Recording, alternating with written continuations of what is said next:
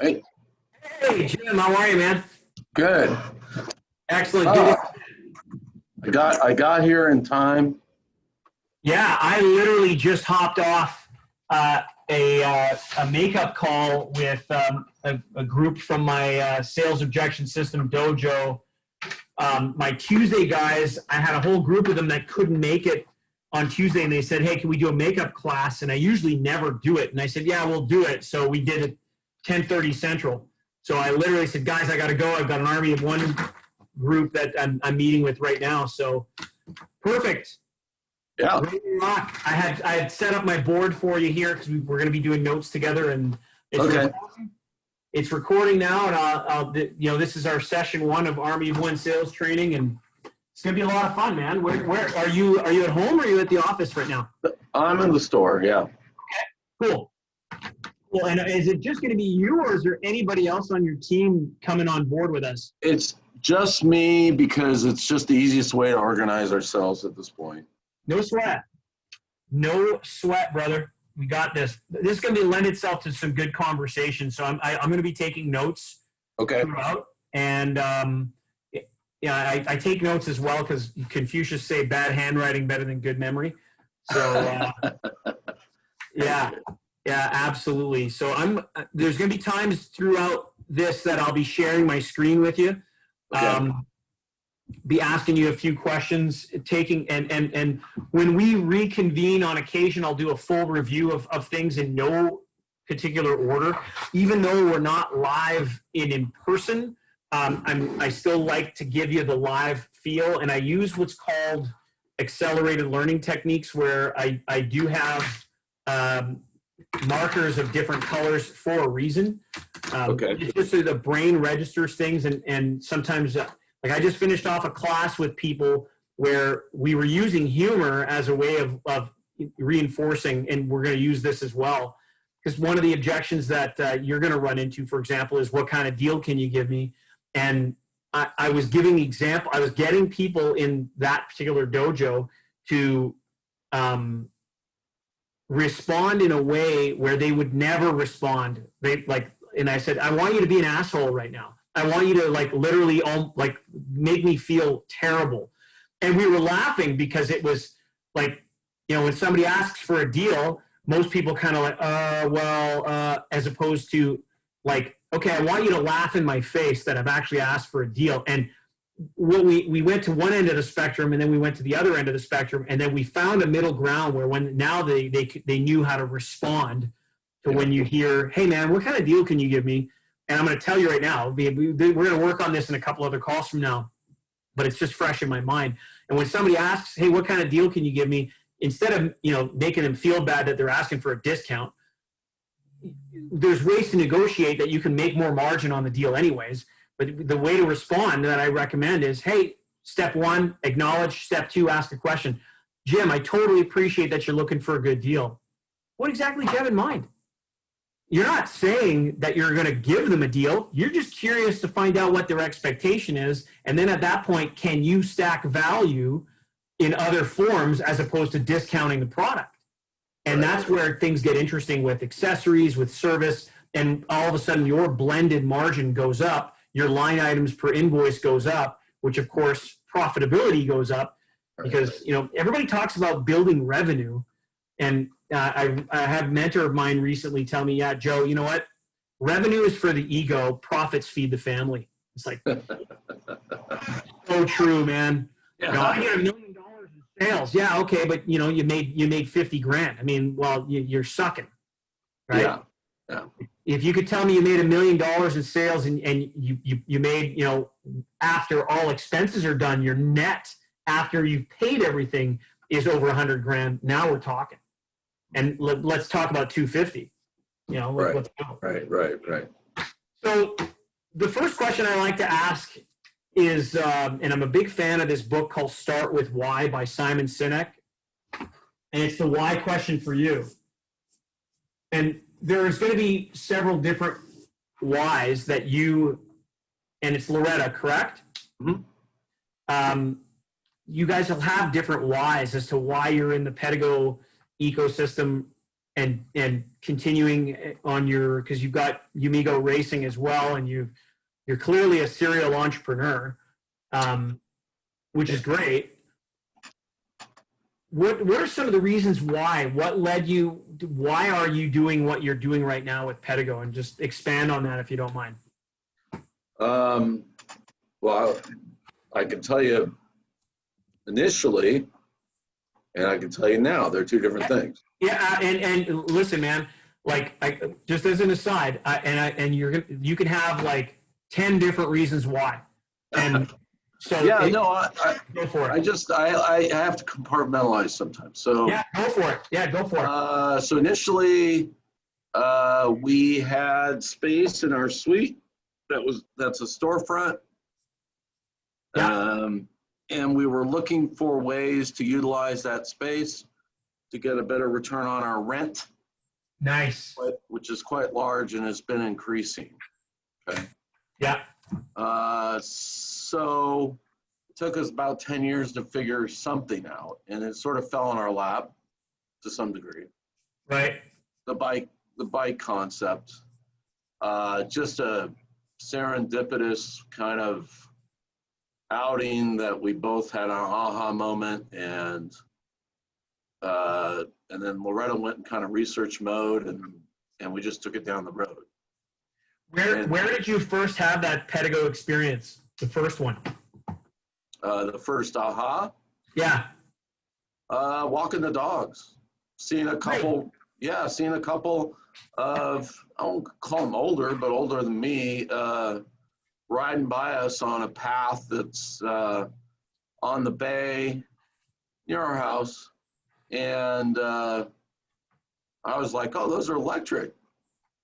And I was like, I could do that. And then Loretta was immediately, I mean, her story might be slightly different. Yeah. But in my recollection, it's about me saying, well, I could do that. And then she's always been looking for us to do bike things together, stuff like that, and activities together. So okay. So she said, well, I'm going to go look and see if we can rent one somewhere. And of course, Pedego came up right away, and Danville, and yada. Right. And so, and then she saw the header of, own a business. Right. Or whatever. It's yeah. Become a dealer or whatever it is. And looked into that, and then it kind of just rolled off. I mean, Pedego makes it pretty easy to get in the business with them, at least at that time, definitely. And I mean, it literally took about 2 months. And I think both of us were somewhat blown away at the ease of it. Excellent. But the reason, it took us, I'll say at least a month or two to kind of test in our brains and other people that we trusted. What's the biggest downside of this? What are we, what would be the downside, and could we live with that? Right. Right. And so in my mind, I'm somewhat optimistic, and Loretta's the one that's going to test out the waters a lot. Okay. Because she looks for problems either as just instinctually, or that's just what she does. So, yeah.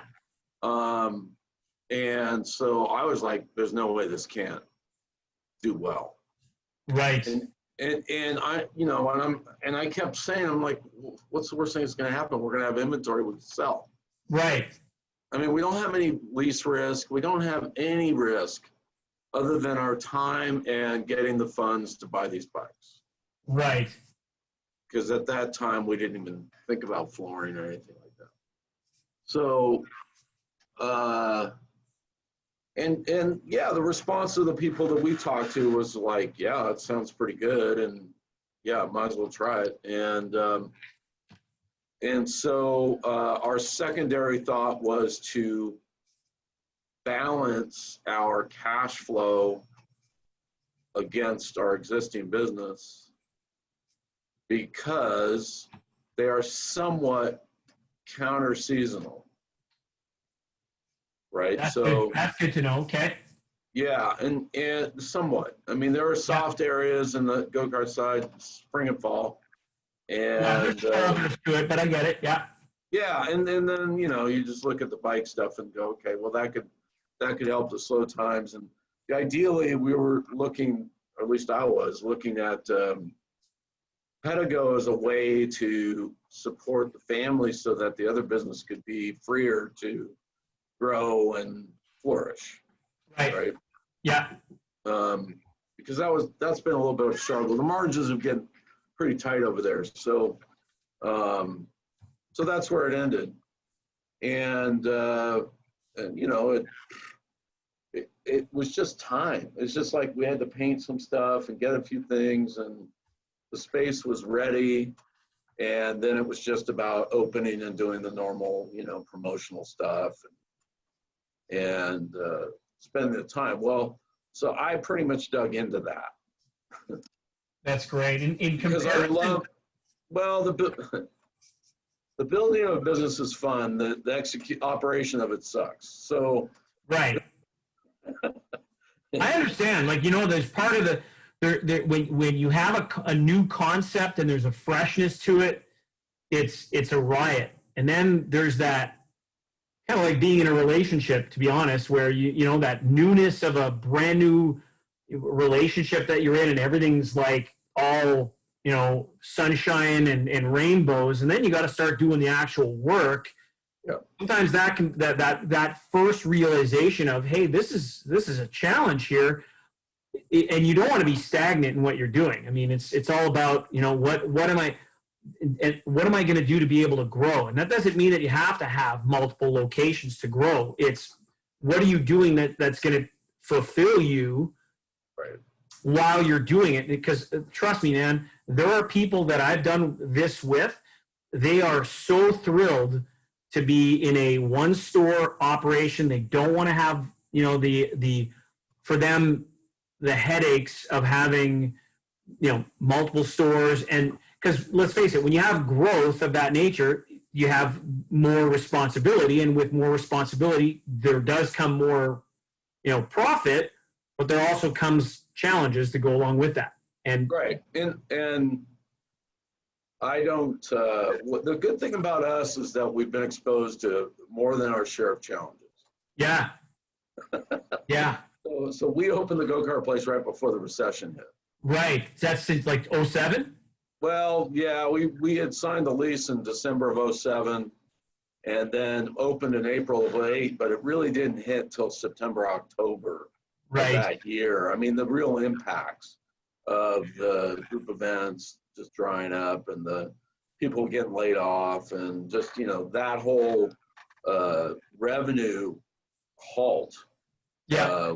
was very challenging. It was very good for us in a way because we became who we were based upon us doing whatever it took to keep the doors open and not spend money. Yeah. So we learned a lot, and we kind of became who we are, and I think that makes us unique over there. And that's the pitch over there. I mean, I don't want to go too deep into Yumigo, but Yumigo's always on our head right now.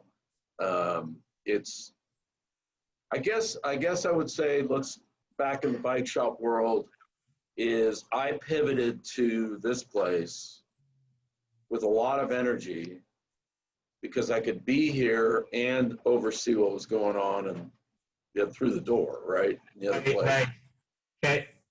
And Loretta took on a lot more stuff, not always the fun things, but a lot of, she was doing HR anyway, but just like making sure people were doing what they were supposed to be doing and tracking and things that I was doing before.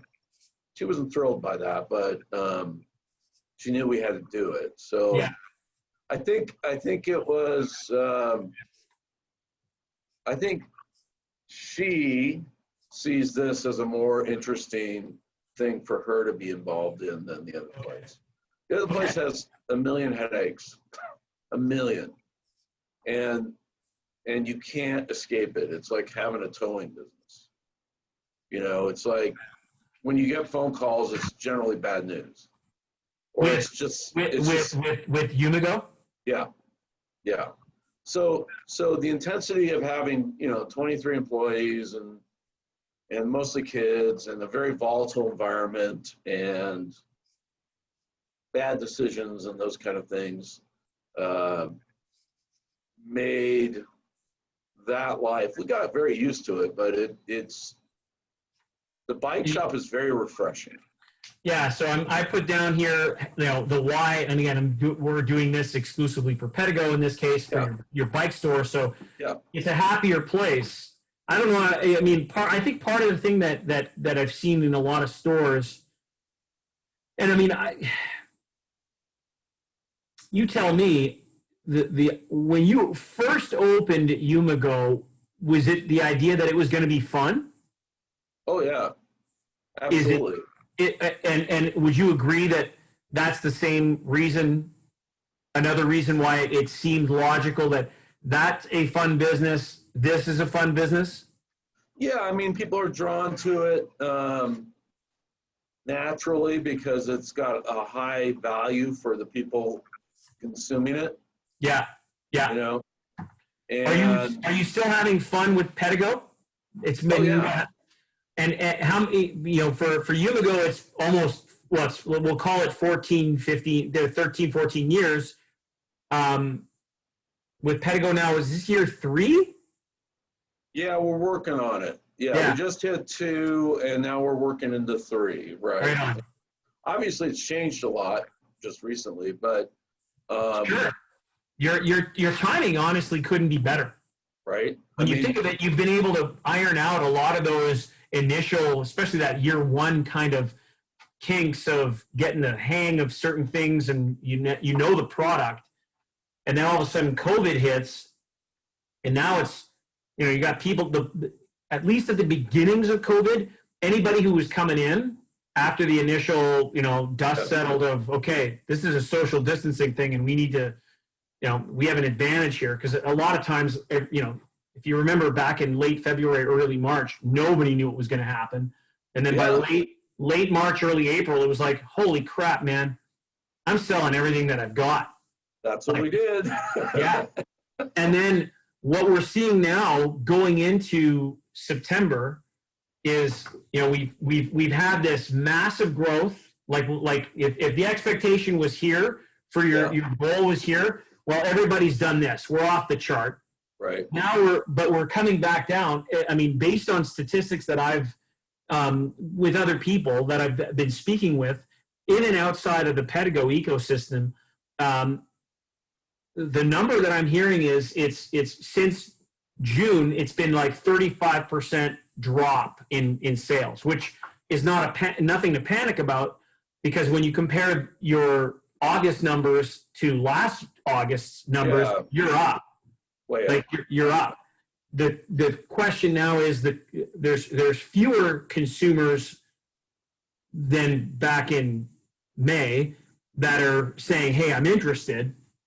So now we want to be able to maximize every sale opportunity, and that's why we're here. So this is great. Yeah. I mean, I was going to say the other thing is we opened the shop in August or something. So we didn't have a lot of time to really get rolling, but that was okay. Right. Because it wasn't, we figured we'd just sort of dip into it, and take our time and see how it kind of felt. And in fall and, Northern California, fall can be just crazy because it can be wildfire, smoke everywhere like it is still. Not too bad right now, but just playing with your rental income. We had, I think it was the first fall was horrible. It was just a smoke-filled, terrible fall, right? And last year wasn't so bad, but we had a lot of rain in the beginning of the season. So the weather, obviously, we don't have that problem as a lot of places have around weather, because, I mean, quite frankly, early spring and late fall are the best times to go around here, because it's beautiful on both ends, right? And the weather's kind of just perfect.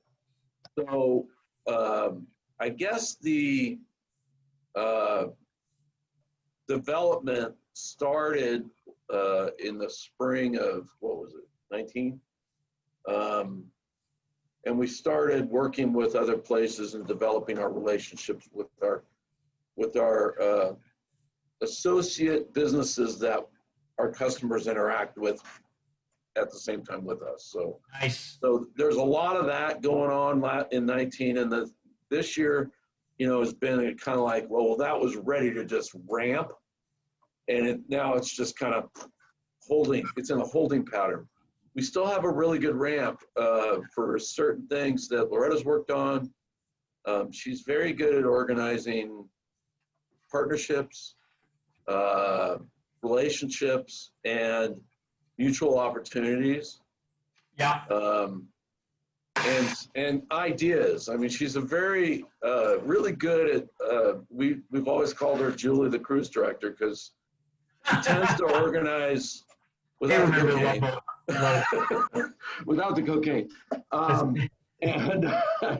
And she has a really good talent to organize ideas. Yes. Okay? Whereas I'm a very person-to-person, that's person-to-person. Yeah.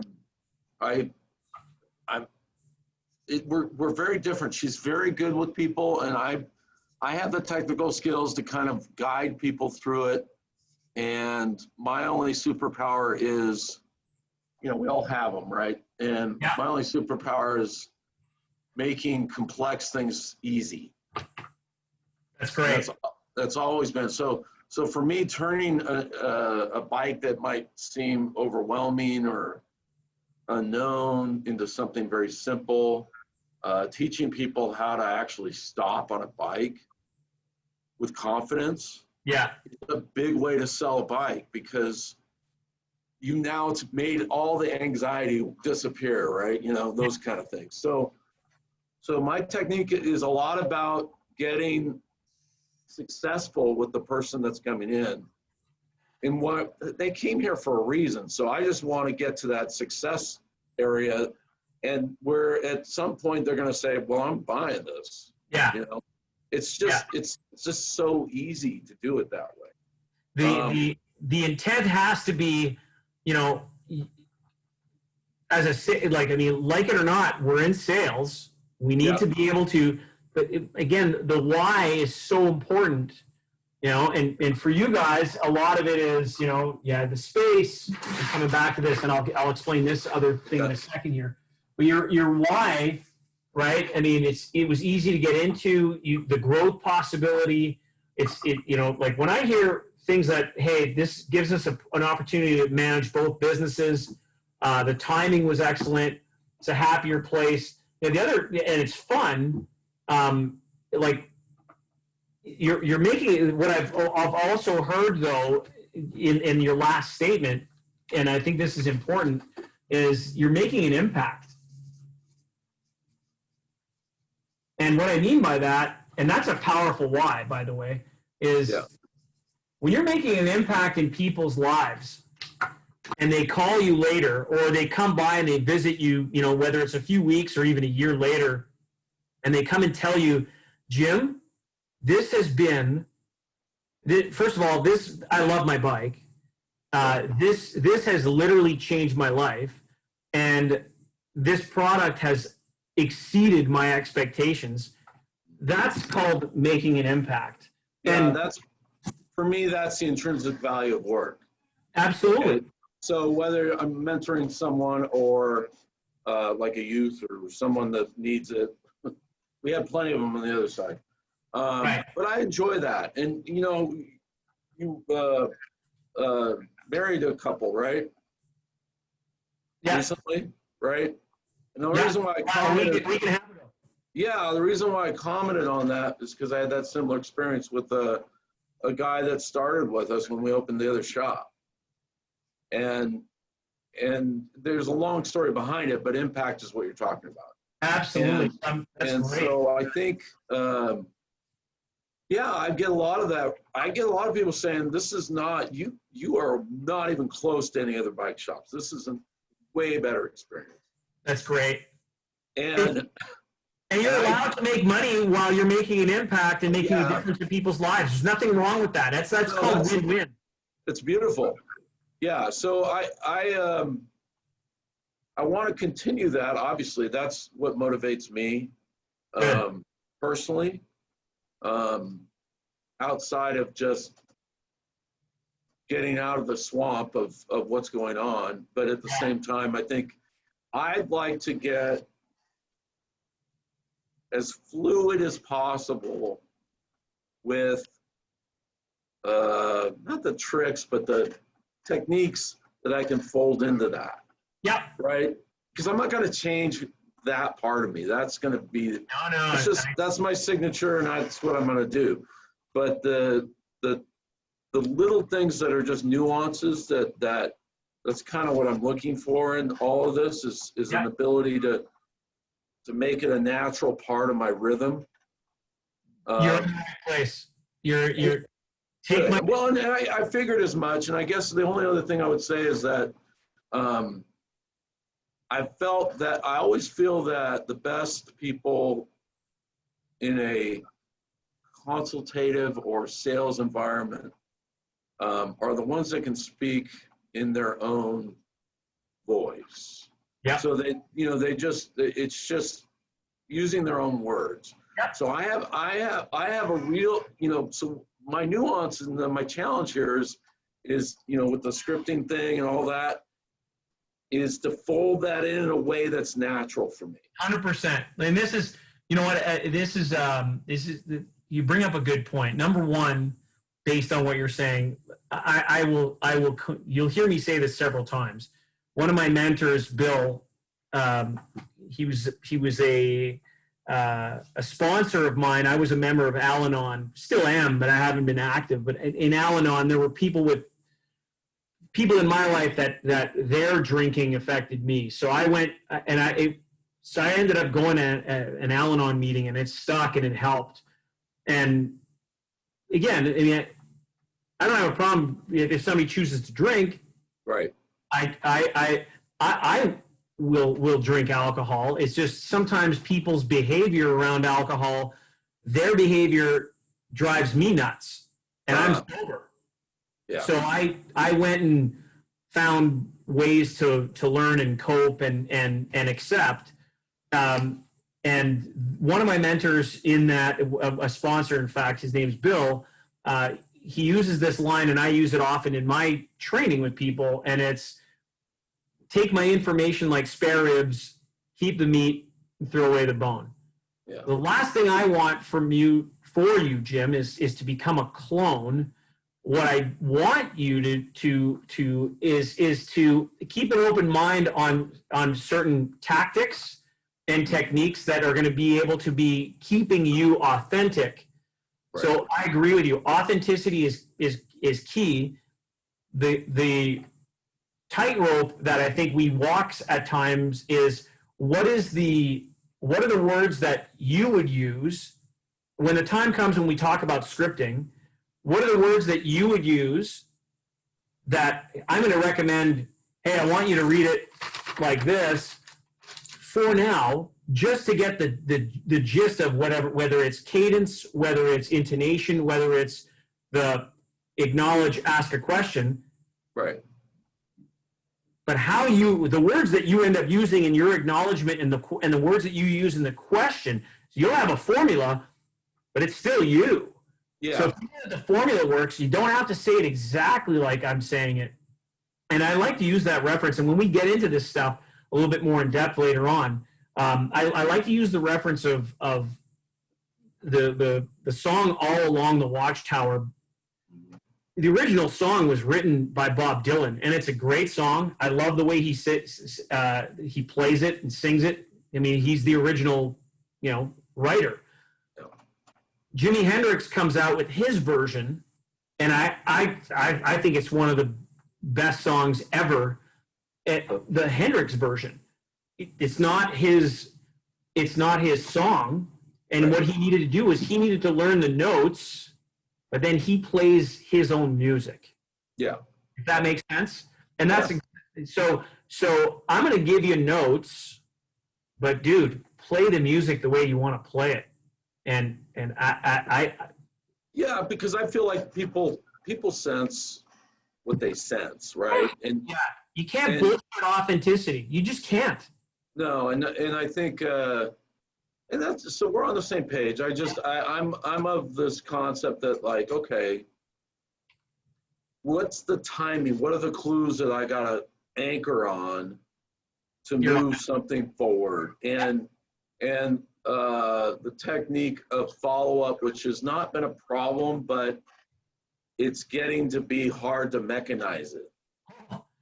We'll discuss that. I don't know if we'll get to it today, but we'll discuss that for sure within the next couple of calls in terms of the power of you got to automate it. I know. I'm struggling with that in my own mind because I almost have too much to do. Yeah. I mean, and so this is where we're gonna. So I got a good sense of your why. Okay. Yep. And I mean, every time we meet, I'll be putting these Post-its up everywhere, and we'll review. This piece here is something that I've learned from my coach. I've also learned this from Stephen Covey in the 7 Habits of Highly Effective People. Because you got to remember, both of us have 168 hours a week. Doesn't matter how you slice it. Time is not a renewable resource, and poor people sell their time. Rich people buy time. And when I learned that, and what it meant was, as an example, there's tasks that you have every day that are going to be like urgent tasks, where somebody is like, hey, I've got a meeting, or they're expecting their bike to be delivered, and I don't know if it's a task that you do or if it's a task that somebody else that you can delegate to, because there's 3 things that you can do. You can automate, delegate, or eliminate. Right. But ultimately, you've got 168 hours a week. And by the way, the happiest people in the world, or the saddest, or the richest people in the world, or the poorest, all have the same 168. It's just a question of how are you spending that time. And the question is the time that I'm spending right now the most useful? And that only you can answer that. Am I using am I using my time right now as the best of my ability that's going to help me propel, in this case, your business forward? And within that, also your level of stress has to drop and your happiness has to rise. To me, those are metrics that are very important. It's not just about dollars and cents, although don't get me wrong. Profit is simply one metric of many metrics in a business. I mean, if you're miserable in your business, even if you're making a lot of money, what's the point? Like, it just doesn't make any sense. So we're going to be using this as a thing to figure out, like, hey, what needs to get done immediately? And these 2 quadrants here, the important and non-urgent quadrants, like this is where you actually move the needle to your business. This is where most times when I speak to a Pedego dealer, they feel like they're always here. Like I'm always, holy shit, I can't keep up. I got all this stuff going on, and I got deliveries, I've got service, I've got staff issues. And so if we could, I'm going to give you some hints to help you maintain your authenticity in the process, where, hey, I can delegate certain tasks, I can automate certain tasks, and then we can start building certain things that are going to help us grow the business. So this is going to always be up somewhere noticeable. And again, I'm just going to make recommendations. And like an example of a non-urgent task, for example, could be like, do you currently have a foodie tour or a beer and bike tour, for example? Yeah. You do? Well, yeah, we have we're right in wine country, so awesome. There's 60 wineries all around us and breweries as well. So a lot of the stores don't have, for example, a foodie tour. And it's a great way to make revenue. You just got to take the time to be able to build it. And like most people would say, Joe, I don't have the time to be able to build it. Well, then it's the question, how do you schedule that time in? If you took 15 to 20 minutes every morning until it was built, once it's built, you scratch it off the list. And you've got something that's going to generate additional revenue and profits, as well as cross-pollination within, and I use restaurants as an example because, people love to eat, they love to go out, and people in a restaurant love to talk about other things that they love to do. And if you get a good bartender and or a good server who, loves to provide people authentic experiences as well, they're going to talk to these customers that they have about your business. Or if you do a foodie tour and you've got like 8 to 10 people showing up on bikes, they're locking their bikes up, they walk in, they sit down, they have a quick tapas-sized plate, and within 20 minutes they're in and they're gone. Like suddenly everybody in the whole place is going to be like, who are these people? What was that? Right? And all of these Pedego bikes lined up outside, it just creates, and I've taken, I took my first foodie tour on a Pedego about 8 years ago, and I was working for a different bike company at the time, and I'll tell you what, it was awesome. It was like, they blew my mind. Yeah. Yeah. Yeah, and I think, and that's where Loretta shines. And in terms of being in tune with what's going on out there, and I'm pointing that because that's where it is. Right.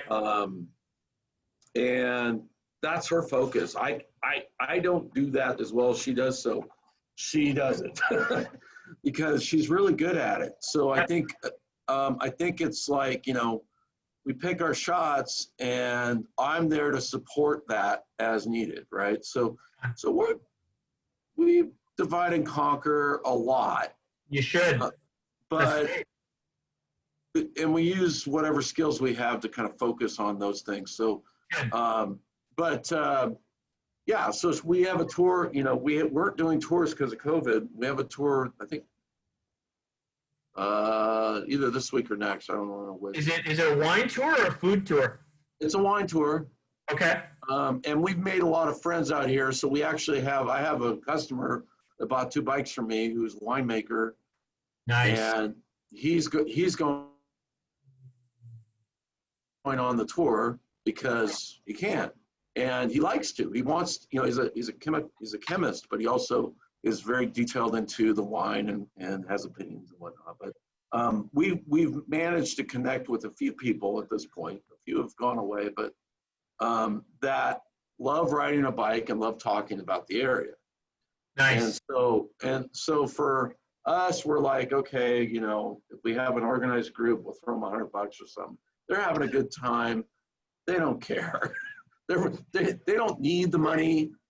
It's that kind of thing. So, but they're enjoying themselves because they're on the bikes. And so that's worked out pretty good. We have a tour coming up, and so a lot of wine, she's got to coordinate it because a lot of the wineries still aren't open because. Oh, really? Well, the rules are they're flexing, so they can open now, but a lot of them are choosing just to focus on harvest instead of play this game with who knows, Yeah. And some are, some aren't, and that's fine. They all make their own decisions. Right. But we're there with the people who are willing to be open. So, but we know most of them at this point. Anyway, so we also have and again, this won't happen till next year, but we have a development that Loretta did with Wente, who's really the largest family-owned winery in California. Well, the oldest family-owned winery. I've had some of their wines, so it's interesting. Yeah, so they're a Livermore winery. They are probably the oldest family-owned business and winery in California. They have a pretty big operation here, and cooperatively, because we know a lot of people there, she worked with them to develop a special tour through the vineyards. So they spent about a year, because they're a bigger company. It takes them a while to get all the legal and all the stuff done. We were ready like instantly, but so they've literally designated a route through their vineyards, and it's the only tour they have that goes through the vineyards. Neat. On e-bikes with light tastings, olive oil tastings, and lunch at one of the really nice properties that connects off-road, so never on road, just through property, and then back to the tasting room for more tasting after. And they're selling it, and they're really good at group events. So we're just subcontracted for this. So what do they sell it for, and B, is it profitable for you? Oh yeah. I mean, we're I think they're selling it for 160. Perfect. Yeah. And we are probably getting, I don't know, 60, 70 bucks a bike. That's great. And yeah, of course we have to be there. One of us has to be there, or two of us, to do our part. They do all the wine part and all that stuff. We do the bike part. So, right. And we don't have to sell it. We can promote it, but we don't have to sell it because they already have their sales staff that goes to corporate events and things like that. That's, you know what? That's great, because that's one of the things about food tours, bike tours, whether it's a wine tour, but like all these types of events. Now, back when Rocket Electrics first started in Austin, Texas, they were a Pedego store, but this was before Pedego, the dealership model, existed. And so they were, Rocket was, 90% Pedego, and they had 3 different food tours going on, and they were doing a ton of knocking on doors with the likes of large corporations. Like I showed up on a road trip, and I was visiting them, and they had 60 employees from Toyota for a foodie tour. That's kind of crazy, but yeah, it's a lot of people. 60 people. They had to break them up in 3 groups of 20. Yeah. So they had 3 different people leading the tour. Yep. This is back when, Bluetooth helmets didn't even exist. Right? I mean, things have changed. And then they didn't even have enough bikes in inventory, so they had to go to Houston to another Pedego dealer at the time, and I want to call them Revolution Bikes. I don't think they're around anymore. But they had to borrow bikes from them, and then Don sent bikes over as well and gave them extended terms because, I mean, I think they had 25 bikes in between their fleet and in-store inventory. But to be able to fulfill this, and Jim, I'll tell you, when I was there for this event, and it was awesome. I mean, that's a lot of people. I was working for somebody else at the time, and it didn't matter. I rode a Pedego. I talked Pedego till I was blue in the face. I just wanted to help Rocket succeed, and they did, by the way, because and the restaurants win out of this as well. Yeah. Because what ends up happening is, I mean, and Sean and I could tell you, we had done 3 different food tours, and they were all different. This was what's really cool. I made a point of telling Shauna, you got to come back with me to Austin and experience this. And we went out on a food tour with a smaller group, maybe 8 people. But every place that we had gone to was so unique. Like, we ended up going to a place called Death Metal Pizza. Like, and I mean, I'm not against death metal. It's just not my genre of music that I would like put on, to my phone but the people, like, number one, we walked in and everybody was tatted out and pierced out, and people were so nice. The music wasn't necessarily my style, but it was cool. It was different. The food was fantastic. The experience was never forget. Like, it was so memorable. And I've told people this countless times, and this is what's great, is you go on these types of experiences, and that's something that it comes back to. People aren't just buying product, they're buying experiences. And your target audience, we're going to get into hopefully before the end of the call, because we've got another 45 minutes, but we got time. Like, okay. I told you previously, we're going to get through my whole curriculum. Come hell or high water. If we got to add calls, we'll add calls, Jim. I mean, I'm here to just give value as much as I can. And so, but that's the thing. People are buying experiences and they come back. Like, the repeat business and the cross-pollination. I just think that the food thing is it's growing. people have been cooped up now more than ever due to COVID. You have an opportunity to be able to give them a social distancing event because a lot of people can't travel right now. So give them something to do that's fun and it's memorable. And then the restaurants who are having a hard time being able to fill up, you're getting people to be outside. And the way that I've seen the food tour thing really get perfected is you target 5 restaurants. You let them know, hey, listen, we'll tell you whether it's a vegetarian or not. You put 2 options on like the people that are riding the bikes don't have a choice. They just show up. Yeah. And are you a vegetarian or not? You're eating this. So it's like, okay, guys, everybody off their bikes, lock them up. You go eat. Did you enjoy it here? We'll give you a coupon. And the coupon is a way for the restaurant to read in terms of measure the metrics. Because the restaurant's getting paid by you, who's been paid by the customer to take the tour. So they're covering their food costs. But then the coupon would be from the restaurant to the rider, who, if they go back, they get a way to measure the success of the food tour that you've done. Yeah. And so suddenly you're saying, hey, listen, here's what's going to happen. I'm creating a food tour. I'm doing it on bikes. I'm gonna pay for – people are paying me, which means they're going to pay you. But this is going to be a cross-pollination thing. And my suggestion to you, Mr. Restaurant, Mr. and Mrs. Restaurant owner, is create a coupon for every one of the people that are riding in my tour that I'm showcasing your space to come back. You'll give it to them. That way you can measure whether or not this has been something that's a good relationship for you. Of course it's going to work. Especially of course. Right? Yeah. So it's something to consider. And I don't know if I should put food tour in a non-urgent space for you. I mean, it's as urgent as anything else. Maybe that's not the right answer, but you gotta remember, there's urgent, there's important, but if it's non-urgent to you, but it's something that the question becomes, does it make sense? Is it something that you could see that you could do, but it's not like, hey, this is like priority. It'd be good, but it's not a priority. Yeah, I think, maybe I think of it as strategic business development. I mean, it's like, you got to do that.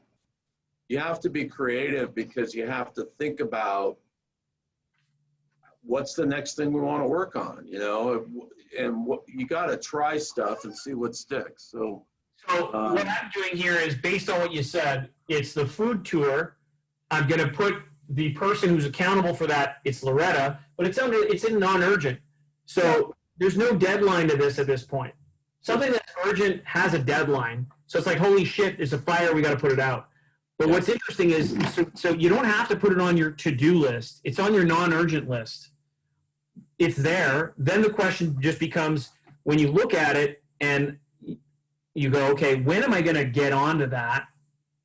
Then you can create time for it. Like I do what's called NUI work, non-urgent important work, and I do it before my day starts. And sometimes it's just 15 minutes. Yeah. But if, think of it from this perspective. If when you do your NUI, your non-urgent important work for 15 minutes at a time, and you do that over the course of a month, like you could write a book at 15-minute blocks. Right? No phone. You turn your phone off. You're not checking email. You're committed to it's just 15 minutes of, I'm just working on this. So you could literally pull out a map and go, where would we go? And then what are the restaurants in an area and what are their phone numbers? Well, there's 15 minutes. Yeah. And the next day it's, okay, I'm going to put 15 minutes aside and I'm going to call one restaurant.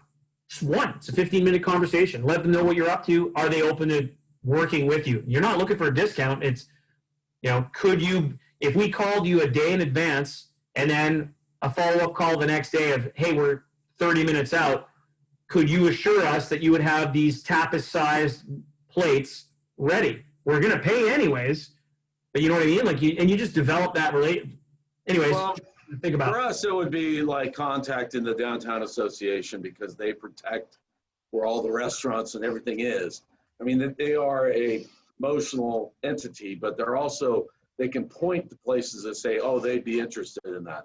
You should go there, This is, to me, it's not just the revenue that you would make and the profits that you would make from people taking your food tour. keep in mind, one of the things that we're going to talk a little bit later on is whenever you do a rental or you do a tour or a group ride, and it's people that aren't Pedego owners, it's an opportunity for you to take somebody who's a renter or a tour and turn them into a buyer. Of course. And a lot of people, it's not in their vernacular. They just go, hey, what do you think of the rental? Oh, it was great. Excellent. And then they talk about, well, Jim, if you decide to buy the bike, we'll apply the rental towards the purchase of your bike. And if you're out of state, you don't pay any state tax and we'll ship it to you for free. Well, you've just become an infomercial. And I mean, it's the right information.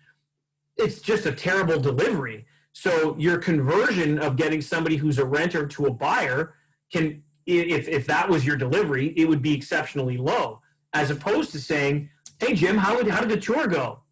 Oh, it was great. Did you have fun? Yeah, awesome. And how did the bike work out? Oh, it was fantastic. Yeah, they're super reliable. Aren't they comfortable? Yeah. Hey, got a question for you, Jim. Can you imagine riding that bike on a regular basis? And if the answer to that is yes, then you go down that path, right? And that's scripted, but of course I'm going to ask it in a way that's authentic to me. I'm going to ask certain questions to get people to think about, and imagine, by the way, it's a power question. And I'll get into this story here of belief and power. But imagine is a power word. Imagine is a word of influence. In fact, a great book that I read about a year ago, this one right here, Mind Reader by Lior Suchard. This is fun. This guy is a mentalist. He's the type of guy that, you remember The Amazing Kreskin?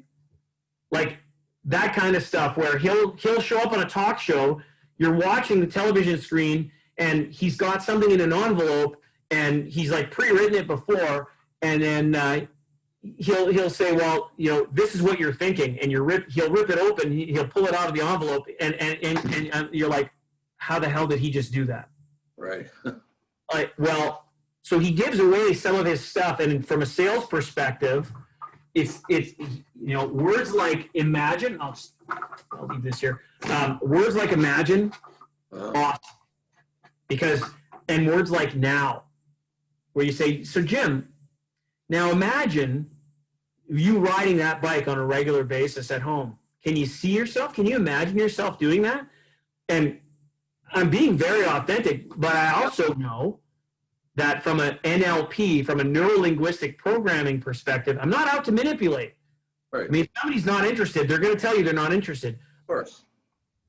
If somebody has a fantastic experience with renting or touring with you, then what we want to do is we want to take that emotional response, because you and I both know people are buying these Pedego bikes based on the love that they've just experienced, like the fun that they like. That's an emotional space. That's right brain. It's not left brain. Yeah. Left brain will always take us down one road, right? It's logic. So it's what's the price? How much? Right. And the minute that we get into that it's like somebody giving you a phone call, and I'm giving you hints about some of the stuff that we're going to be talking about later on. When somebody calls you and they say how much on the call, the second that you tell them the price and you haven't built up value, if you just tell them the price right away, bye. Yeah. They're going. Yeah. So like, you can't even answer that. No. Well, my perspective is, well, it depends on the bike you're interested in. Right. So you know what? I'll give you the quick answer on when somebody says, yeah, what do your bikes, how much do your bikes sell for? Or what do your bikes start at? Or what's your cheapest bike? And my honest answer to that is, you know what, Mr. Customer, I really appreciate you asking that question. And the answer is it depends. And then I start asking questions.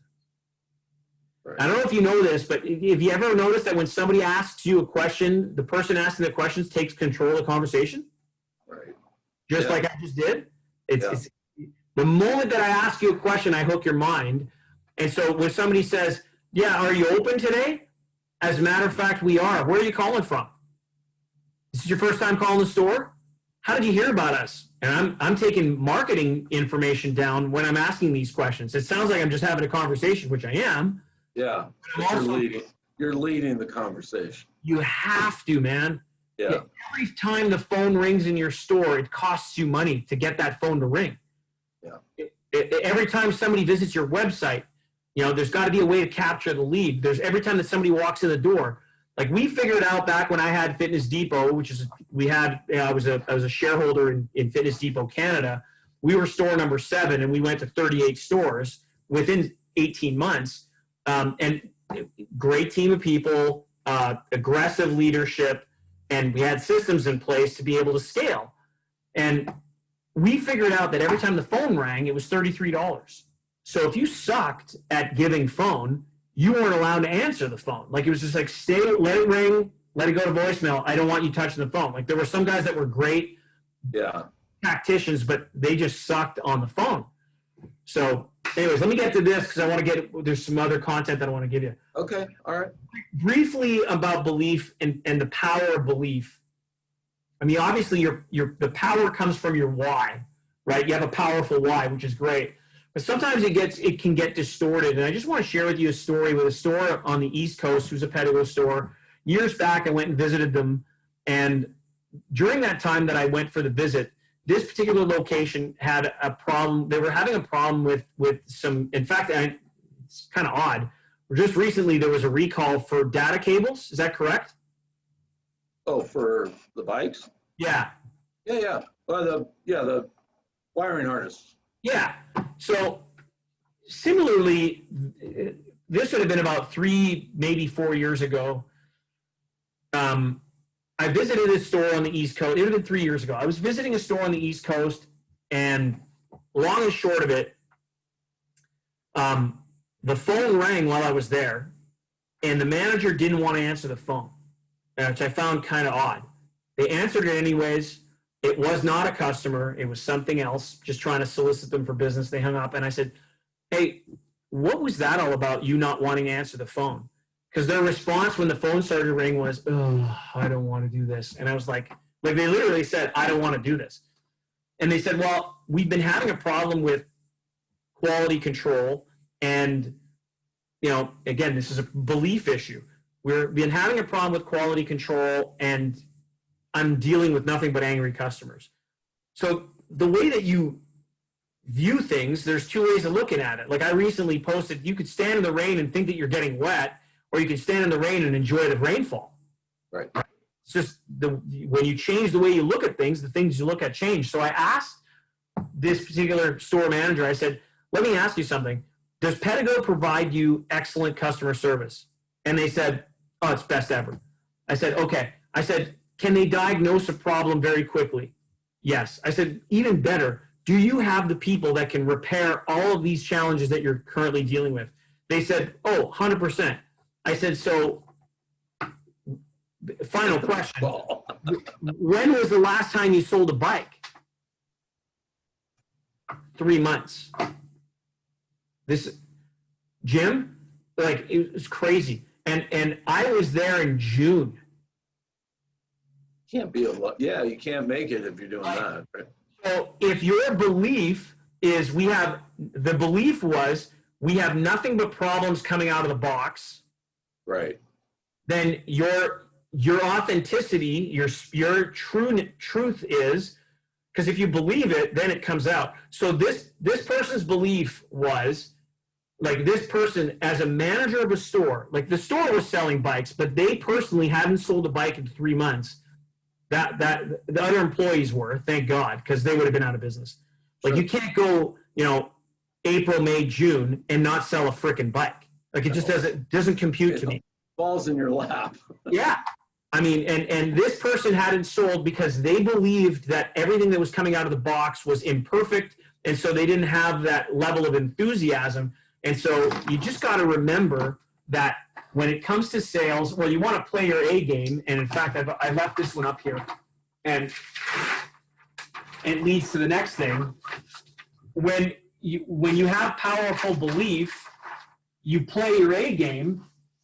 And part of your A game is understanding that your highest energy wins, right? Playing your A game is acknowledging everybody who walks in the door and understanding that you as the authority, right? It doesn't matter if you're, you're Jim Buck. You're not Don DiCostanzo. Right. So what? You're Jim Buck, the owner of Pedego, Livermore. Yeah. If it's an employee of Jim Buck who's working in the store, they're still an authority. Like they have to, and that's where you need to tell your team, guys, you need to believe in what we're doing here, which comes back to the why. So it all kind of links together, right? And when you play your A game, it's understanding that, like, acknowledge is a big one for me. Like when have you ever been in a retail store where you walk in and the salesperson's busy with someone else and they don't even acknowledge you, like that, like you're invisible? Have you ever experienced that? Of course, yeah. And just because they're busy doesn't mean that they can't, play their A game. And like, here you are, like I'm playing pretend as if I'm in a store. If somebody were to walk in over there and I'm still talking to you, I could go like this and go like this and come back. And I haven't left this conversation because 55% of the way that we communicate is body language. So if that's the case, I can still acknowledge being polite, and I'm not dismissing you who's live and in person with me right now. So I can just say, hold on a second, Jim. Hey folks, I'll be with you in just a quick moment. And that's it. I've acknowledged them. I come back to here, play your A game. And it boggles my mind that you would think that, hey, this shouldn't be something that you talk about in sales training. And yet it's one of the areas where people get an F. Like they don't take the time to realize that every prospect who comes in, you got to be high energy. And in my suggestion to you, even if you're quiet in the store, right? Hopefully you got some music on, because music plays camouflage, which is very important. And it sets a tone. It sets an energy in the store. And again, take my information like spare ribs, keep the meat, throw away the bone. Doesn't mean that the music's got to be blaring. No. The music's on. Somebody walks in. I suggest that you say, hey folks, be with you in a quick moment. To everybody. Right. Like it's let them walk in and give them space. Like just give them 10 seconds. You don't have to jump. They're already walking in. So 10 seconds, like for some of us, feels like a freaking eternity. Yeah. It's 10 seconds. Right. Just let them walk in and smell the place. How big is the Pedego location in Livermore? How many square feet have you got? Maybe 1,200. Okay. And does that include your shop area, and is that open to the public, or is that behind a wall? The shop is open, and yes, it does. Okay. Doesn't include some closets and stuff, but yeah. So when you think of 1,200 square feet, it doesn't take somebody very long to get a sense of the place and just kind of like, they scan. Yep. If I'm behind the desk and I see somebody walk in, just give them 10 seconds. Hey folks, be with you in a quick moment, and I acknowledge. Then I oftentimes somebody, even when I acknowledge them, they say, oh, no sweat, we're just looking. Yeah. And that's great. Here's the mistake that a lot of other salespeople make, and I just want to give you, again, information. Oftentimes a salesperson, well-meaning, when somebody says, oh, I'm just looking around, they'll say, hey, you know what? Have a look around, and if you need anything, my name's Joe. Just shout out, feel free to ask me any questions if you have any, no problem at all. Have a look around. And then the prospect or customer is walking around the store. I call them prospects because they don't become customers until they pay you, right? So the prospect is walking around and looking at stuff. It's 1,200 square feet. So you're obviously, even from the corner of your eye, you're seeing them. And then they're looking at, a trail tracker. And Joe or Jim, the well-meaning salesperson who wants to just, mentor and educate and help people, just said, yeah, feel free to have a look around. If you have any questions, just give me a shout. But 60 seconds later, they're looking at a trail tracker, and then well-meaning guy over here says, oh yeah, that's our trail tracker. Yeah, fat tire bikes are great. Well, what I've just done is I've lied to the customer because they never asked me anything, right? I told them Feel free to look around. If you have any questions, just give me a shout. Well-meaning, and then I enter the conversation into the prospect's mind, starting off as a lie. And so if we rewind everything, where I acknowledge somebody who walks in, hey, folks, be with you in a quick moment, and they say, we're just looking around. The answer is, and again, edit it to the way that you want, Jim. Hey, you know what? No sweat. Feel free to look around. I'll come back and check up on you in a quick moment. Feel free to look around. I'll check up on you in a quick moment. So that when I do enter the conversation, let's say they're at the trail tracker again, I told them subconsciously, they picked up, I'll be with you. I'll come back and check up on you in a quick moment. And this has made a huge impact on people as far as saving them money due to shrinkage. Now, in 1,200 square feet, you might not run into a lot of theft, especially with accessories and whatnot. But in some stores where they have like 3,200 square feet, or in some of the retail sporting goods stores that I've helped out that are 10,000 square feet, like Sport Check, which is one of Canada's largest sporting goods retailers, they were having a problem with theft, whether it was in the golfing department, which is now an independent store called Nevada Bob's Golf, Atmosphere, hockey experts. They have a variety of stores. We implemented the one sentence of when you got into a 10-foot radius of anybody, you acknowledged, and then you'd simply say, and just, hey, folks, you making out okay? Oh, yeah, we're fine. Okay, somebody will come back and check up on you in a quick moment. That was the standard response. Theft dropped by 20%. Just because they knew someone was going to come. Yeah, well, and that makes sense. I mean, it's just, it's common. I would say that's one of those things that is pretty easy to manage. Even I've had some days in June in particular where I was here alone, and I had about 14 different people I had to deal with.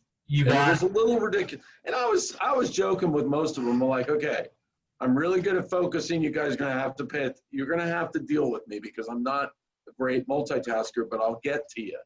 Yeah. So I kind of pointed them, during COVID, we put out these chairs in the grass area in different spots. I'm like, you know what, why don't you guys just have a seat and I'll give them something to look at. And then I'll come over to you when I have as soon as I can get this person riding, then I'll come over and talk to you because they'll be riding and they don't need me right now. Exactly.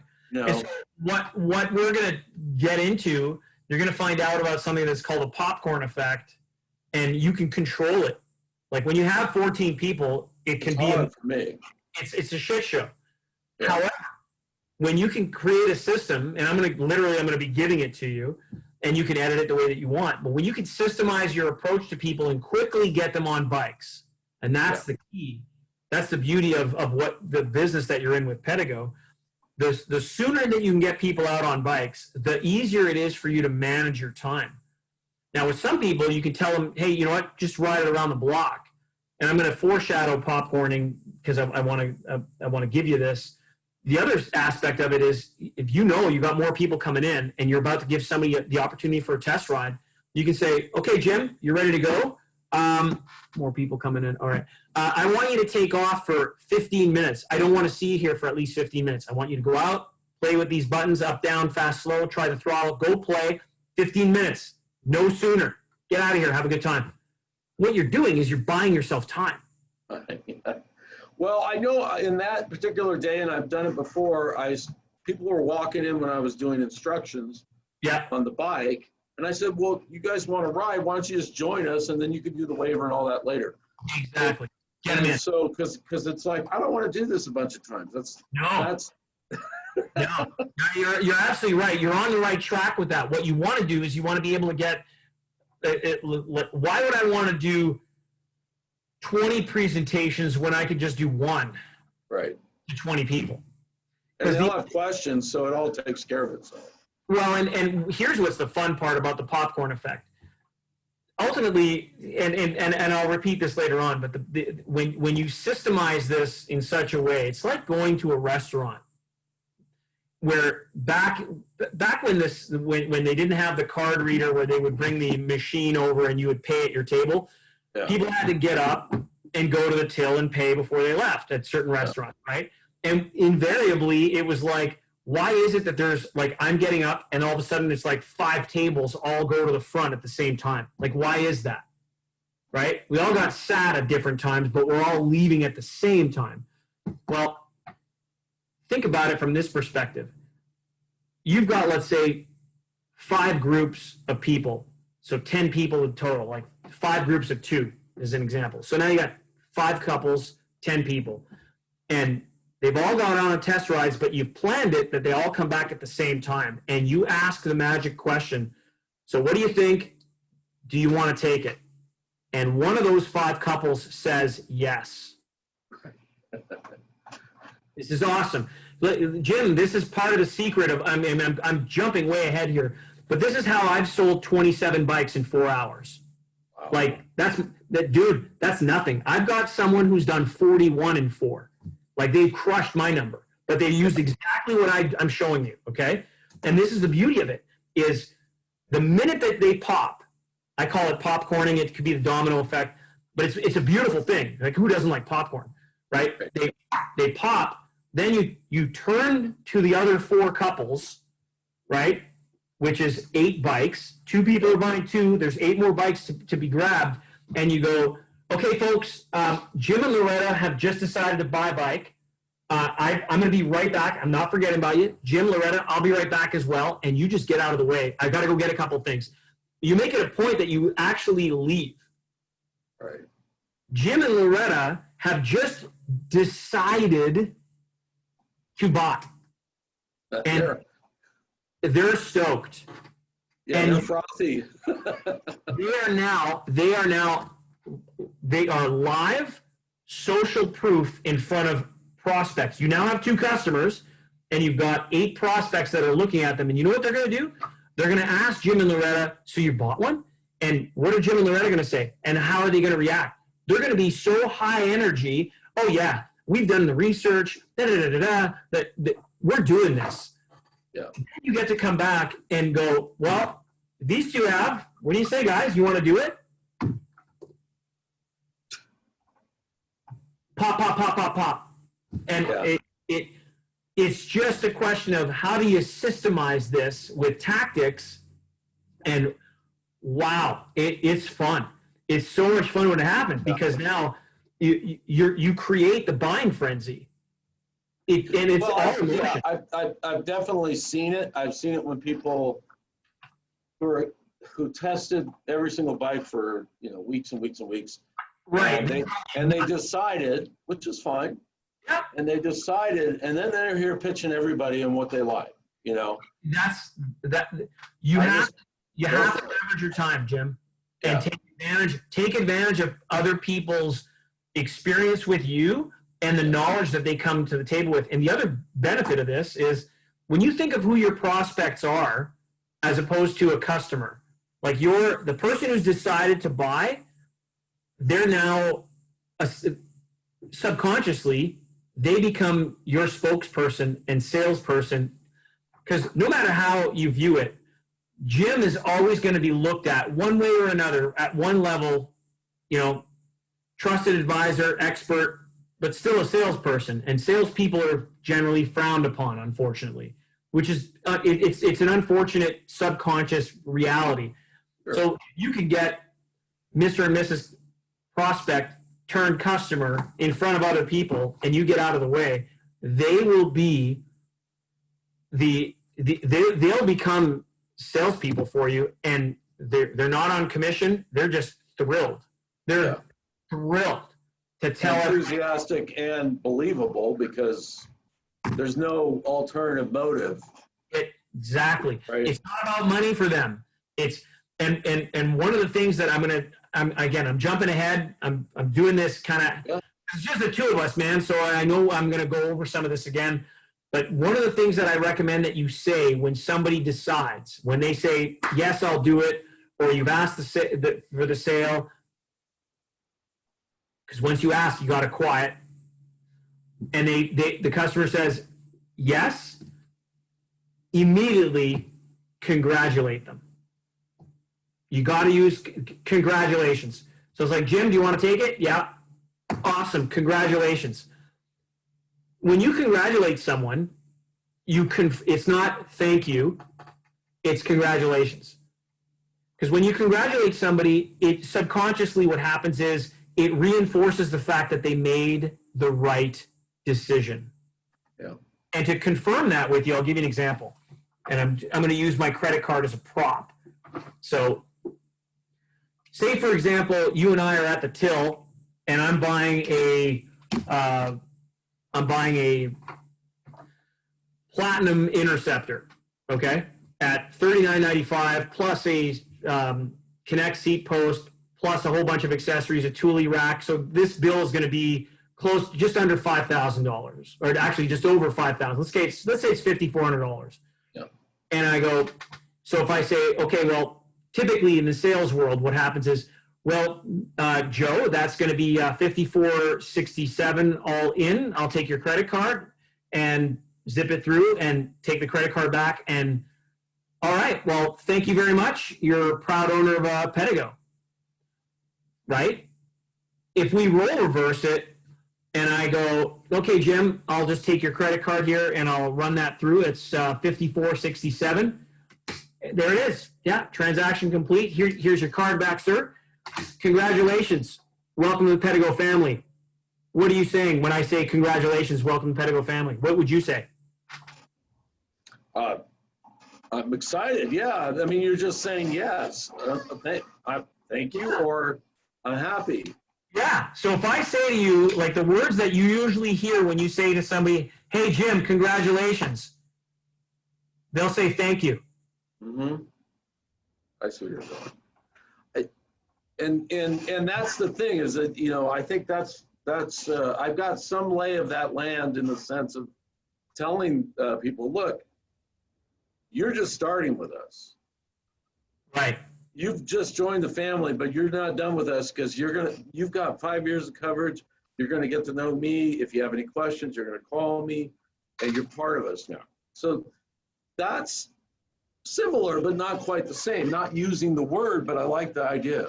The word congratulations, I promise you this, Jim, it will absolutely cement the sale. It will absolutely lower the probability of buyer's remorse. I don't know if you've experienced it yet in the 3 years that you've been open, but sometimes you get somebody who buys a bike and within a week they come back and they go, I don't know what I was thinking, but I had to bring the bike back. I can't afford it, or whatever. They're coming up with excuses. Right. When you congratulate somebody for making the right decision, again, what happens is you confirm that they've made the right call and they thank you for it. Right. And they'll thank you for taking their money, right? Hey, but that's $5,467. Here you go, Jim. Congratulations once again. Thanks for being part of our family. Thank you. Like that's what they're going to say. And I want you to try it. Next time you just get to, even if you haven't, again, I congratulate more than once. It's like, so do you want to take it? Yeah, you know what? We're going to do this, Joe. Awesome. Congratulations. Then we figure out accessories. And I'll show you a technique on that as well in a future call. And then we come to the till, we write it up, take the money, I give the card back, and I go, Jim, congratulations, welcome to the Pedego family. They'll say thank you. They'll say thank you, Joe, for taking $5,467 of my dollars. Yeah. Yeah. Absolutely, because then you reiterate, you're just getting started with me, man. You're with me for 5 years worth of warranty. I'm going to be here for when you have questions. I'm going to be able to do service on your bike. We'll be able to do group rides together. This is just the beginning of your Pedego Livermore experience. Right. And so that's part of playing your A game, right?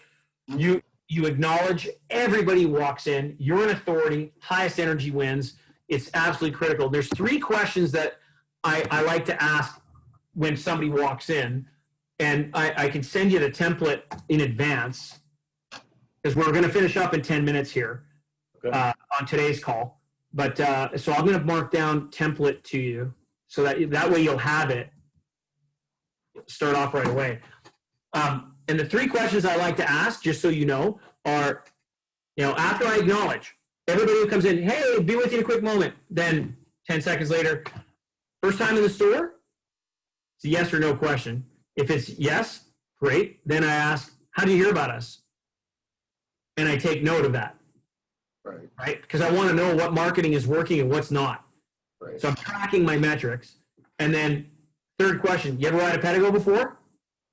And if they say no, like I'm not asking you ever ride an electric bike before. Have you ever ridden a Pedego before?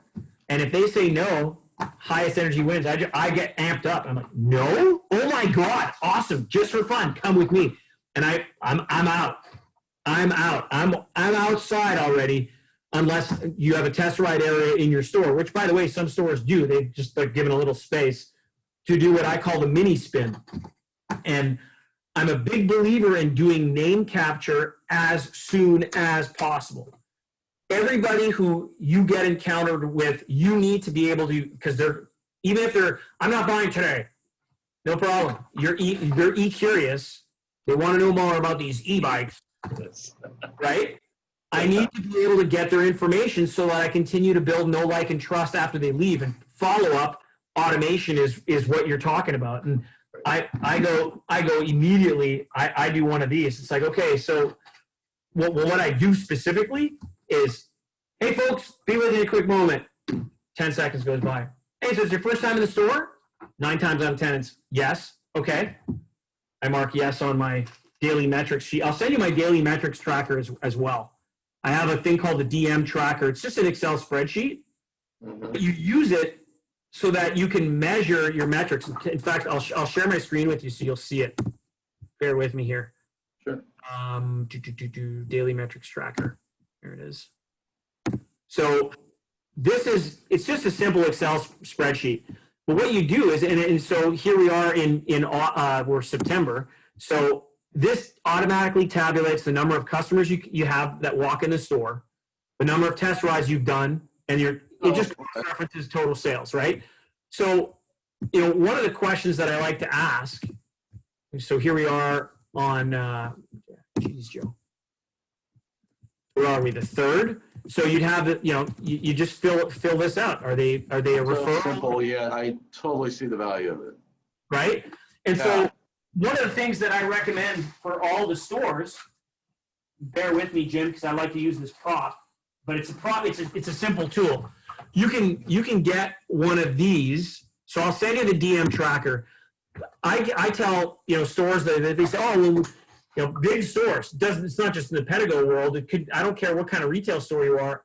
If you've got like a Shields and you've got like 25,000 square feet, you can't have an automated counter where you're walking in and out with product, right?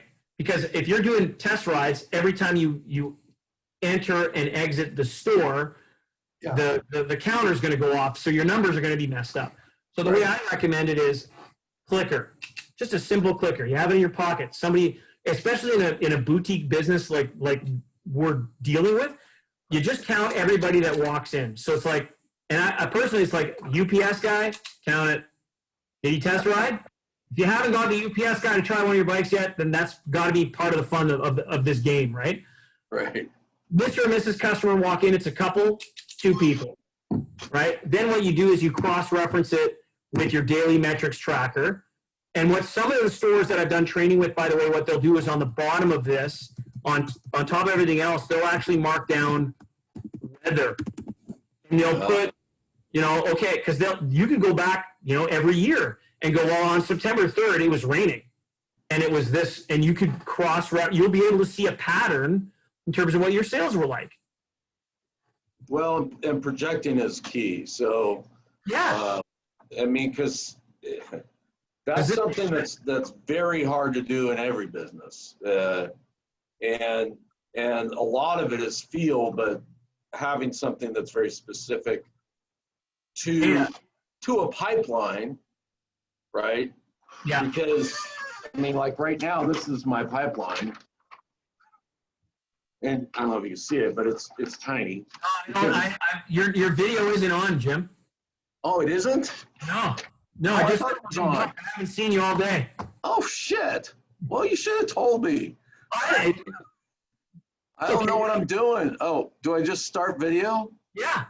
Oh, shit. I'm sorry. There I am. There he is. I thought you saw me the whole time. Hey, brother, I haven't seen All right. Well, I'm new. I love the look of the store, man. That's great. I didn't know you. That I love the drink machine. That is like so great. Well, we have a lot of people we ply with wine if they're buying something because in Brilliant. fact they asked, so can I have some wine? It's like, yeah, this room is licensed by Yumigo because we have an ABC license for this room, and so we were like, well, we have a bar in the other place. We're like, no one's over there. Let's just move it here. And so people look at it and go, I want some of that, You know what? It's your target customer, and just let's do this quick exercise, and I'll come back to this. I can't believe how lame that I was. Like, Don't worry about it, man. I thought you were looking at me the whole time. I was looking at Jim Buck on the. You'll see it in the recording. Oh, jeez. And don't worry. I'm new at this whole video conferencing thing. It's all good. It's all good. I'm just going to see. Okay. So here's what I want to do before we sign off.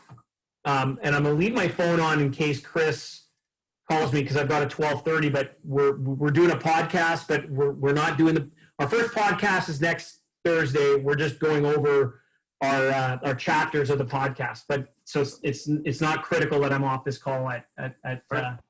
It's okay. The question I have now is, tell me, this is the customer avatar of Pedego Livermore.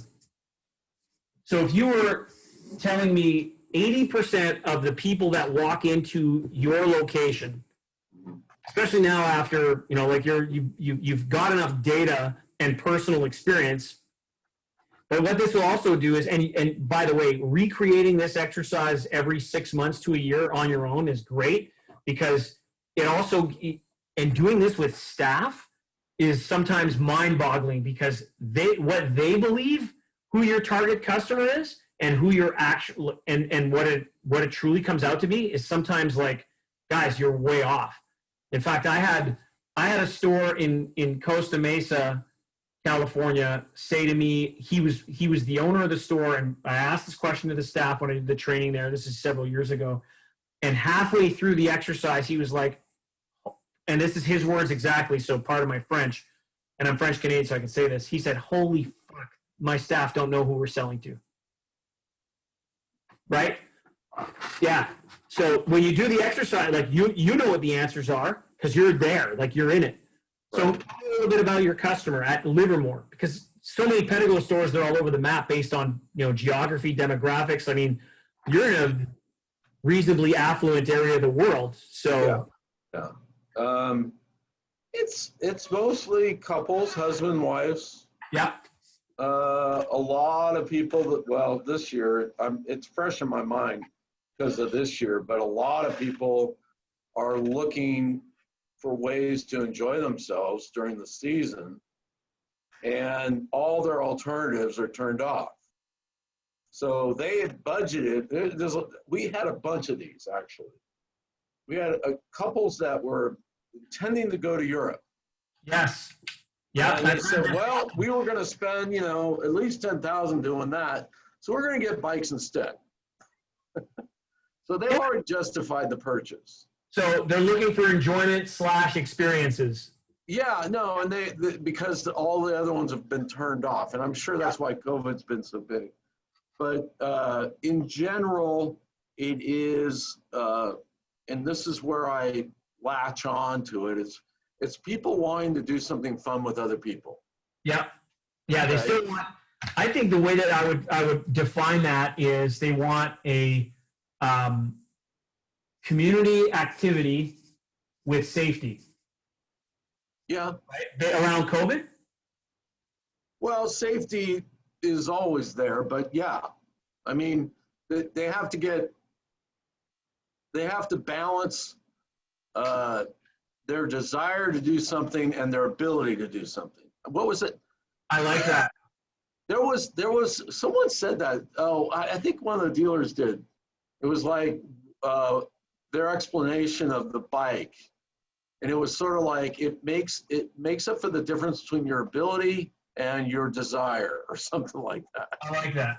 It was just a really eloquent way to describe it in an abstract way. But anyway, yeah, a lot of couples. I mean, if I look at my list right now,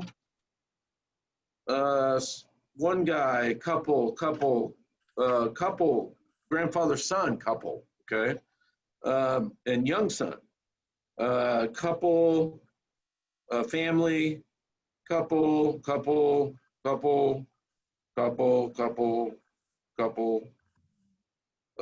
single but don't know about, I forget that one. There's a couple. Yeah, it's all couples. I'm going to call this the buyer customer, and then when we get back on, we'll do a. We definitely have individuals that come in. What percentage of your business is rental versus purchase? Right now, way more purchase. Okay. And rentals traditionally have been very busy, but with no place to go because the wineries are shut down, it dampens it, right? So our rental business has been okay. It's been, instead of full days, we get 2 hours. Okay. So that's okay. I mean, people are happy when they get back. Right. But now that things are opening up, we'll probably have a good fall with that. We're expecting that. We'll talk about the rental client because I've found that the rental customer is a little bit different. The demographics are a little bit different than, so I'm just going to put rental over here for the next call. Yeah.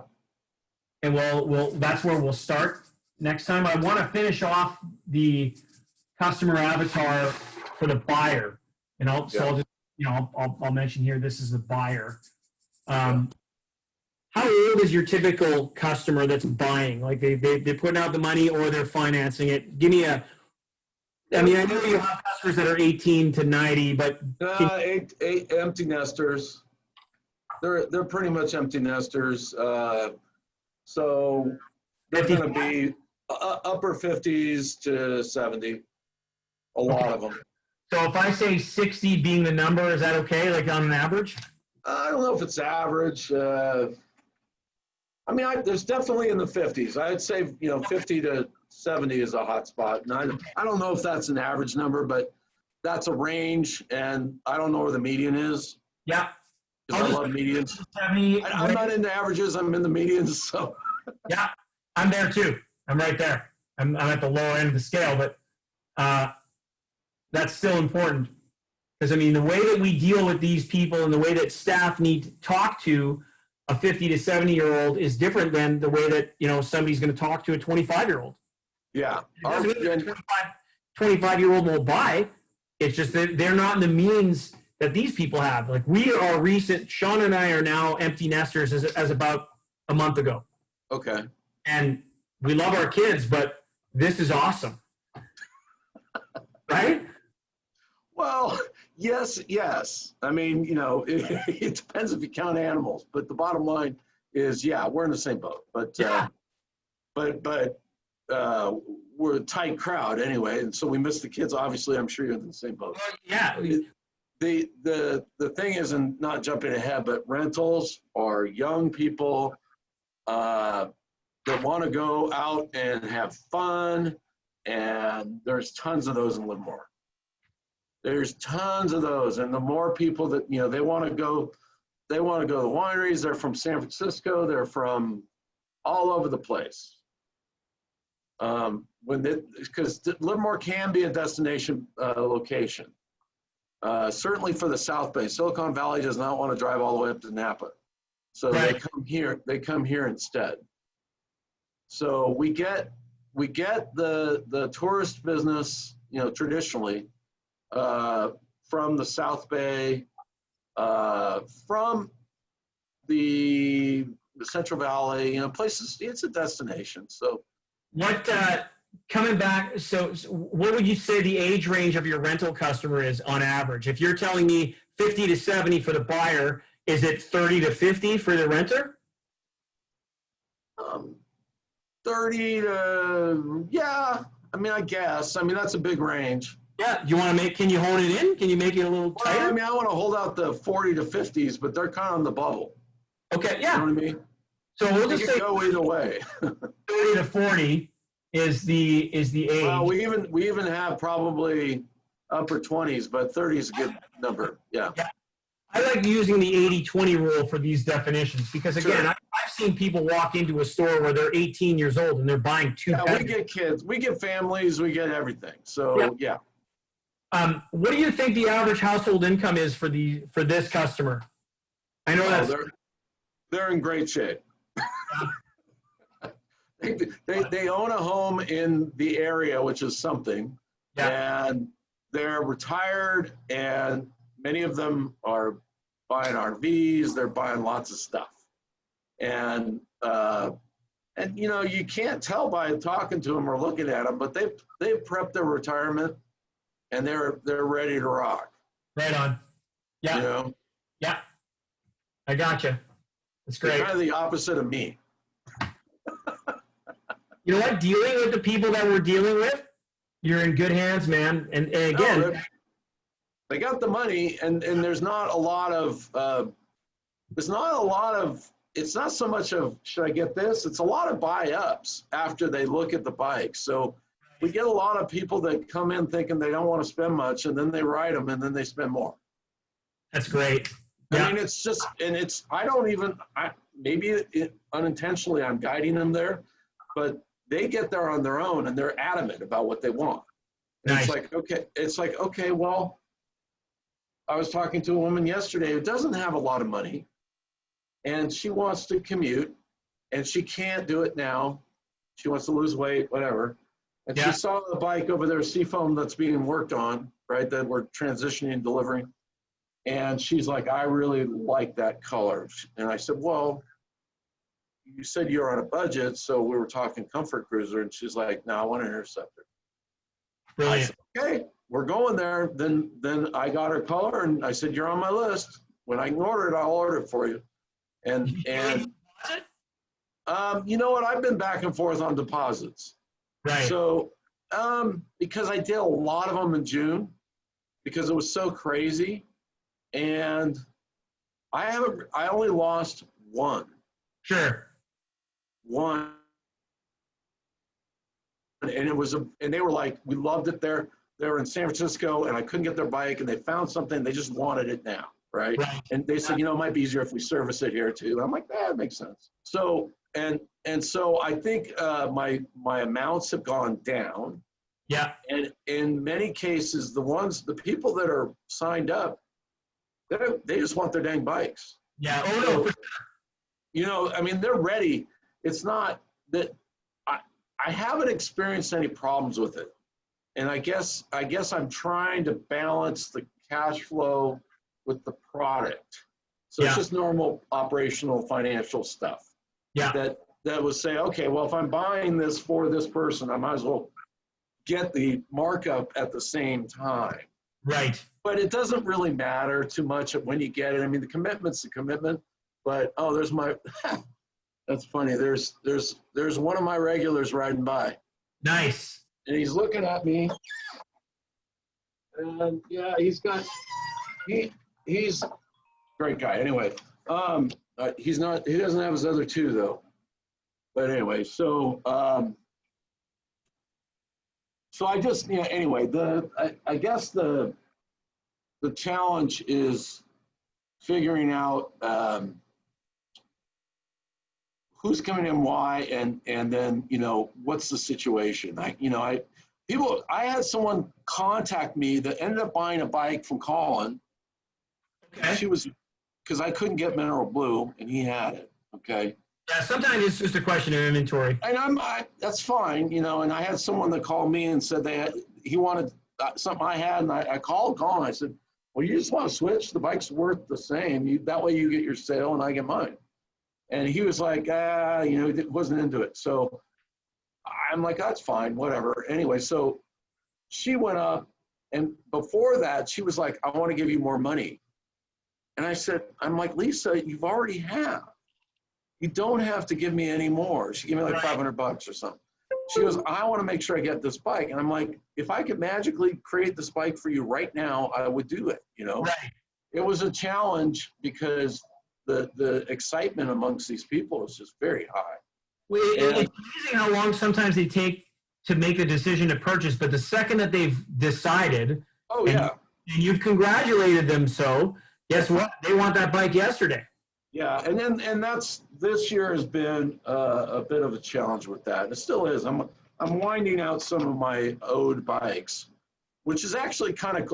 I've looked at it one other different way. One is this has delayed some of these sales, which is bad for them. Riding season is deep into October here, so that's not an issue. Yeah, you and guys I remind people, I'm like, you have a lot of time to enjoy this bike, you know, this year. For sure. Don't fret. And then, but also, a lot of these sales are rolling out in the slower time, so all this money is starting to come in when I wouldn't be getting as many sales anyway. It's all residual sales from June and part of July. What we're also going to do in the next few calls, Jim, because I have to let you go, but this has helped me a lot, and we'll I don't know if we're going to add that much more on the next call, but what we're going to do is, even with the stuff that you've got sold, because the bikes are sold, I want to show you some techniques. Again, these are tactical things that you're going to be able to add more line items with accessories, which you make way more money on, and you're adding to the experience of the Pedego buying experience. Like, I'm sure that you've had this happen. And I when I spoke at CABDA back in February in Chicago, I was doing the keynote, and I had people walk in and sitting down, like there's over 500 bike dealers there. And I said, how many of you have ever experienced this? You've sold somebody a bike, and then 2 to 3 weeks to sometimes 2 to 3 months later, they come back into your store. They're in with a box or a basket of stuff that they bought on Amazon, and they're coming to you asking you, hey, can you install this stuff on my bike because you're my local shop? And almost everybody raised their hand. And I pissed off a lot of people when I said this part. I said, well, here's the truth. It's your fault. Yeah. And they were like, daggers, man. And I just said, listen, if you don't offer the opportunity, because I mean, I'm sure you've experienced it. They come in, hey, can you install this or whatever it is? And, you know, and you go, it's like right up there on the slab wall. Like, why don't you buy it when it, and the thing is, they didn't buy it because you didn't offer it to them. So I'm going to show you some techniques that have revolutionized people. Like, traffic doesn't have to change. You'll be able to get X amount of traffic. It's just going to be a constant. And with the daily metrics tracker, you're going to be able to see, okay, this is how it's going to work. Now, of course, if you start doing ad dollars, you'll be able to see what ad dollars are working and how traffic increases with it. Like, this is all about scale. Yep. Then it becomes, if I'm doing an average of 3 or 4 line items in invoice, and I can take it to 7, let alone some people, like, I mean, there's some stores that they average 14 line items. You have to have it to sell it. You have to have it, but you also have to offer it. So I'll go over some stuff where it's just going to be it'll just be automatic.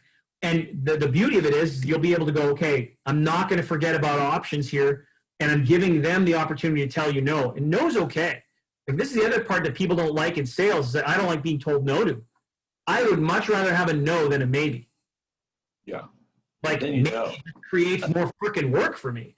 Yeah. Like, tell me no, I'm okay with it because I'm shucking oysters, man. I'm looking for pearls. Right. Yep. It's a game. Right. Okay, I know you got to go. So thank you. So we're talking on Tuesday. I believe so. Yeah, we're on Tuesday at 1 o'clock Central, so 11 o'clock your time. Tuesday the 8th. That's what I have. I'll turn on the video next time. No sweat, brother. Okay, I'll ask you to do it too. You'll get it recorded later on today. Okay. Hey, thanks, Jim. Have a happy Labor Day weekend. Yeah, you too. Take care. Bye. Bye.